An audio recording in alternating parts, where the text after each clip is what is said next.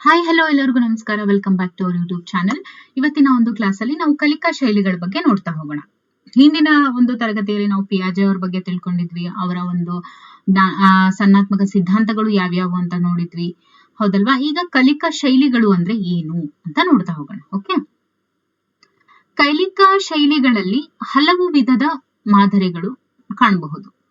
ಆದ್ರೆ ಕಲಿಕಾರ್ಥಿಗಳಲ್ಲಿ ಇರುವ ವಿವಿಧ ಕಲಿಕಾ ಶೈಲಿಯನ್ನ ತಿಳಿಯುವುದು ತುಂಬಾನೇ ಅವಶ್ಯಕ. ನೋಡಿ, ಮಾದರಿ ಅಂತ ಬಂದಾಗ ಬಹಳಷ್ಟು ಮಾದರಿಯನ್ನು ನಾವು ನೋಡಿರ್ತೀವಿ. ಆದ್ರೆ ಕಲಿಕಾ ಶೈಲಿಯನ್ನ ವಿದ್ಯಾರ್ಥಿಗಳಲ್ಲಿ ಅಂದ್ರೆ ಅವರು ಕಲಿತಕ್ಕಂಥವ್ರು, ಹಾಗಾಗಿ ನಾವು ಅವರನ್ನ ಕಲಿಕಾರ್ಥಿಗಳು ಅಂತ ಹೇಳಿ ಕರಿತೀವಿ. ಹಾಗಾಗಿ ಅವರ ಒಂದು ಕಲಿಕಾ ಶೈಲಿ ಬೇರೆ ಬೇರೆಯಾಗಿ ಇರುತ್ತೆ, ಹೌದಲ್ವಾ?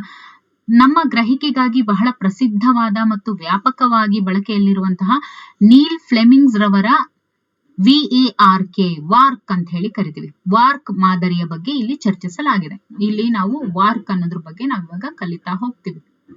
ಓಕೆ, ಇದನ್ನ ಹೇಳ್ದಂತವ್ರು ಯಾರು? ನೀಲ್ ಫ್ಲೆಮಿಂಗ್ ರವರು. ಓಕೆ, ನೀಲ್ ಫ್ಲೆಮಿಂಗ್ ರವರು ಈ ಒಂದು ವಾರ್ಕ್ ಬಗ್ಗೆ ಹೇಳ್ತಾ ಹೋಗಿದ್ದಾರೆ. ಈ ಮಾದರಿಯ ಪ್ರಕಾರ ಕಲಿಕಾರ್ಥಿಗಳು ಈ 4 ಶೈಲಿಗಳಲ್ಲಿ ಯಾವುದಾದ್ರೂ ಒಂದು ಶೈಲಿಯನ್ನ ಪ್ರಧಾನವಾಗಿ ಬಳಸ್ಕೊಂಡು ಕಲಿತಾ ಹೋಗ್ತಾರೆ ಅಂತ ಅವರು ಹೇಳ್ತಾರೆ. ಇದರ ಅರ್ಥ ಇತರ ಶೈಲಿಗಳು ಅಥವಾ ಮಾಧ್ಯಮವು ಪ್ರಭಾವ ಬೀರದು ಅಂತ ಅಲ್ಲ. ಆದ್ರೆ ಪ್ರಮುಖವಾಗಿ ಇವರು 4 ತರ ಗುರುತಿಸಿದ್ದಾರೆ. ಅವುಗಳ ಪ್ರಭಾವ ಪ್ರಧಾನವಾಗಿರೋದಿಲ್ಲ. ಆ 4 ಕಲಿಕಾ ಶೈಲಿಗಳು ಯಾವ್ಯಾವು ಅಂತ ನೋಡೋದಾದ್ರೆ ನೋಡಿ, ವಿಜುವಲ್ ಲರ್ನರ್ಸ್, ಆಮೇಲೆ auditory learners, reading and writing learners, ಮತ್ತೆ ಕೈನೆಸ್ಥೆಟಿಕ್ ಲರ್ನರ್ಸ್ ಅಂತ ಹೇಳಿ. ಅಂದ್ರೆ ವೀಕ್ಷಣಾ ಕಲಿಕಾರ್ಥಿಗಳು, ಆಲಿಕೆಯ ಕಲಿಕಾರ್ಥಿಗಳು, ಓದು ಮತ್ತು ಬರಹದ ಕಲಿಕಾರ್ಥಿಗಳು, ಸ್ಪರ್ಶದ ಕಲಿಕಾರ್ಥಿಗಳು. ನೋಡಿ, ನಾವು ಅವಾಗ್ಲೇ ಹೇಳಿದ್ವಿ, ಕೆಲವರು ಮೆಮೊರೈಸ್ ಮಾಡೋದ್ರ ಮೂಲಕ ಕಲಿತಾರೆ, ಆಮೇಲೆ ಇನ್ ಕೆಲವರು ಬರೆಯೋದ್ರ ಮೂಲಕ ಕಲಿತಾರೆ, ಇನ್ ಕೆಲವರು ನೋಡೋದ್ರ ಮೂಲಕ ಕಲಿತಾರೆ. ಸೊ ಅದಕ್ಕೇನೆ ಈ ನೀಲ್ ಫ್ಲೆಮಿಂಗ್ ರವರು ವೀಕ್ಷಣಾ ಕಲಿಕಾರ್ಥಿಗಳು, ಆಮೇಲೆ ಆಲಿಕೆಯ ಕಲಿಕಾರ್ಥಿಗಳು ಅಥವಾ ಆಲಿಸುವಿಕೆಯ ಕಲಿಕಾರ್ಥಿಗಳು, ಓದು ಮತ್ತು ಬರಹದ ಕಲಿಕಾರ್ಥಿಗಳು, ಮತ್ತೆ ಸ್ಪರ್ಶದ ಕಲಿಕಾರ್ಥಿಗಳು ಅಂತ ಹೇಳಿ 4 ತರ ವಿಂಗಡಿಸ್ತಾರೆ. ಓಕೆ, ಮೊದಲನೇ ವಿಧದ ಕಲಿಕಾರ್ಥಿಗಳು ಅಂದ್ರೆ ಏನು? ಯಾವುದು? ವಿಜುವಲ್ ಲರ್ನರ್ಸ್ ಅಂತ ಹೇಳ್ತೀವಿ. ಫ್ಲೆಮಿಂಗ್ಸ್ ರವರ ಪ್ರಕಾರ ವೀಕ್ಷಣಾ ಕಲಿಕಾರ್ಥಿಗಳು ಏನಿದಾರಲ್ವಾ, ಇವರು ಕಲಿಯುವಾಗ ದೃಶ್ಯಾವಳಿಗಳನ್ನ ಒಳಗೊಂಡ ಕಲಿಕಾ ಸಾಮಗ್ರಿಗಳನ್ನ ನೋಡಿ ತಿಳಿಯೋದಕ್ಕೆ ಇವರು ಬಹಳಷ್ಟು ಆದ್ಯತೆಯನ್ನ ನೀಡ್ತಾರೆ. ಜೊತೆಗೆ ಪ್ರದರ್ಶಿಸಿದಂತಹ ಕಲಿಕಾ ಸಾಮಗ್ರಿಗಳನ್ನ ಸ್ಪಷ್ಟವಾಗಿ ನೋಡಿದಾಗ ಅವರಲ್ಲಿ ಉತ್ತಮವಾದ ಕಲಿಕೆಯನ್ನ ಉಂಟು ಮಾಡೋದಕ್ಕೆ ಸಾಧ್ಯ ಆಗುತ್ತೆ. ಕೆಲವರು ಸಾಮಗ್ರಿಯನ್ನ ನೋಡಿದಾಗ ಸ್ಪಷ್ಟವಾಗಿ ಅವರು ಅದನ್ನ ಅರ್ಥ ಮಾಡ್ಕೊಳ್ಳೋದಕ್ಕೆ ಸಾಧ್ಯ ಆಗುತ್ತೆ. ಆದ್ರಿಂದ ಶಿಕ್ಷಕರು ತಮ್ಮ ಬೋಧನೆಯಲ್ಲಿ ದೃಶ್ಯ ಮಾಧ್ಯಮದ ಕಲಿಕಾ ಸಾಮಗ್ರಿಗಳನ್ನ ಬಳಸೋದು ತುಂಬಾನೇ ಅವಶ್ಯಕವಾಗಿದೆ. ಇನ್ನು ಸಂಶೋಧನೆಗಳ ಪ್ರಕಾರ ಕೂಡ ಒಟ್ಟಾರೆ ಜನಸಂಖ್ಯೆಯಲ್ಲಿ 70% ಜನ, 70% ಅಂತ ಹೇಳ್ತೀವಿ, ಇಷ್ಟು ಕಲಿಕಾರ್ಥಿಗಳು ವೀಕ್ಷಣೆ ಮೂಲಕ ಕಲಿಯುವವರೇ ಹೆಚ್ಚಾಗಿದ್ದಾರೆ. ಇದು ವೆರಿ ಇಂಪಾರ್ಟೆಂಟ್. ಒಂದ್ಸಲ ಕೇಳಿದ್ರು ಇದನ್ನ, ವೀಕ್ಷಣಾ ಕಲಿಕಾರ್ಥಿಗಳು ಎಷ್ಟು ಪರ್ಸೆಂಟೇಜು ಅಂತ ಹೇಳಿದಾಗ 70%.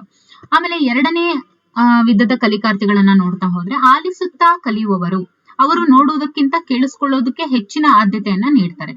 ಫಾರ್ ಎಕ್ಸಾಂಪಲ್, ಉಪನ್ಯಾಸ ಆಗಿರ್ಬೋದು, ಚರ್ಚೆಗಳು ಆಗಿರ್ಬೋದು, ಧ್ವನಿ ಸುರುಳಿಗಳು, ಹೀಗೆ ಮುಂತಾದ ಸನ್ನಿವೇಶಗಳಲ್ಲಿ ಆಲಿಸುವ ಮೂಲಕ ಉತ್ತಮವಾಗಿ ಅವರು ಕಲಿತಾ ಹೋಗ್ತಾರೆ. ಇನ್ನು ಹಲವು ಸಂದರ್ಭಗಳಲ್ಲಿ ಇವರು ಶಿಕ್ಷಕರನ್ನು ನೋಡುತ್ತಿರ್ಲಿಲ್ಲವಾದ್ರೂ ಕೂಡ ಸಕ್ರಿಯವಾಗಿ ಶಿಕ್ಷಕರ ಉಪನ್ಯಾಸವನ್ನ ಅವರು ಆಲಿಸ್ತಾ ಇರ್ತಾರೆ.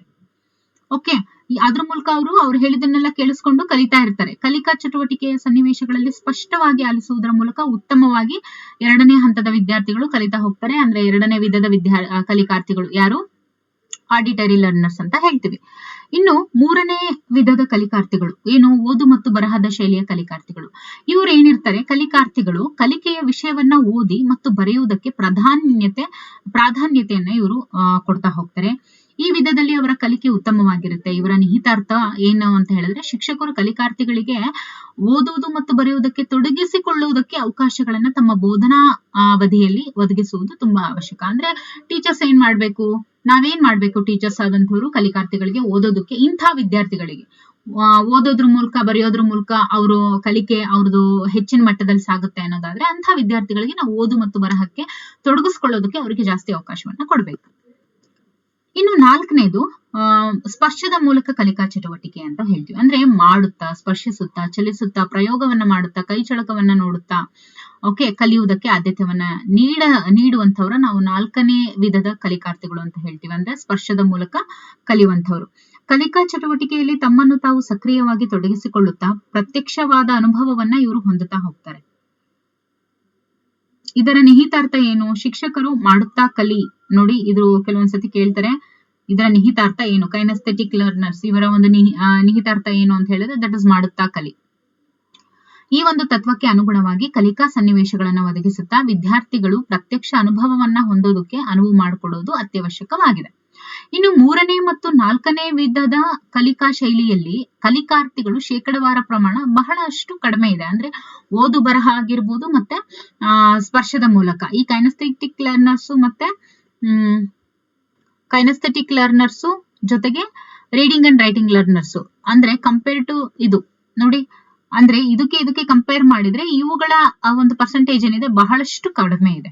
ಓಕೆ, ಹಾಗೆ ನೋಡಿದ್ರೆ ಹೆಚ್ಚಿನದಾಗಿರೋದು ವಿಜುವಲ್ ಲರ್ನರ್ಸ್. ಈ ಸಂದರ್ಭದಲ್ಲಿ ಶಿಕ್ಷಕರ ಜವಾಬ್ದಾರಿ ಹೆಚ್ಚಾಗಿರುತ್ತೆ.